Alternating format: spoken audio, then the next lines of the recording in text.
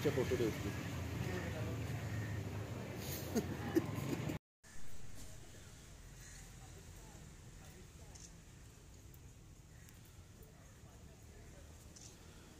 Good morning म्हणटा direct पॉइंटार येता.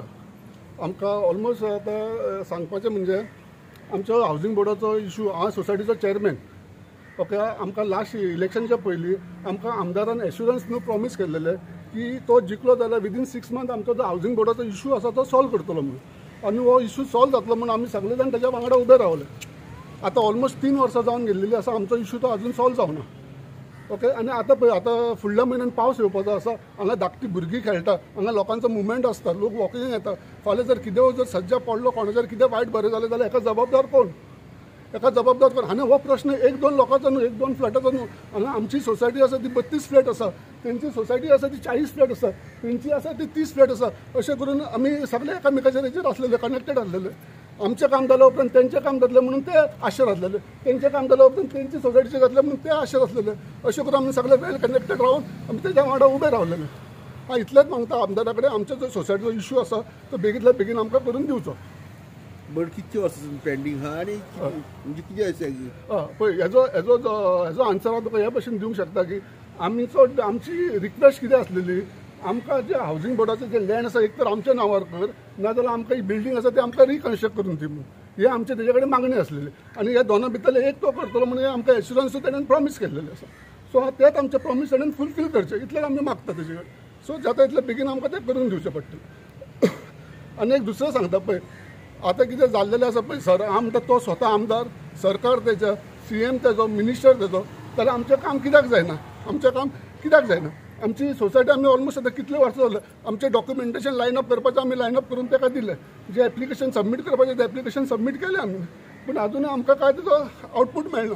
So हांव इतलेंच मागता, जाता तितले बेगींतल्या बेगीन आमचो जो इशू आसा तेणें तो सॉल्व करून दिवचो. सध्या लोक रावतात सगळ्या फ्लॅटांत, काय सध्या भिवन खाली केला अशें कितें? ना, सगळे तशी बिल्डींग आमचे तशें आजुनूय तितल्यो वीक जावना. बिल्डिंग स्ट्रॉंग आसा, सगळे जाण आमी सुशेगाद रावता. सो कितें वायट घडचे पयलीं आमी तेजो इशू आसा तो सॉल्व करून दिवचो म्हणून आमी ताका रिक्वेस्ट करता. Yes. Folded hands. Please address our problems. Our situation is very bad. At least in the rainy season, it's too bad. Sometimes the wall collapse, some things fall down. Please, I request our honor MLA to please look into this as soon as possible.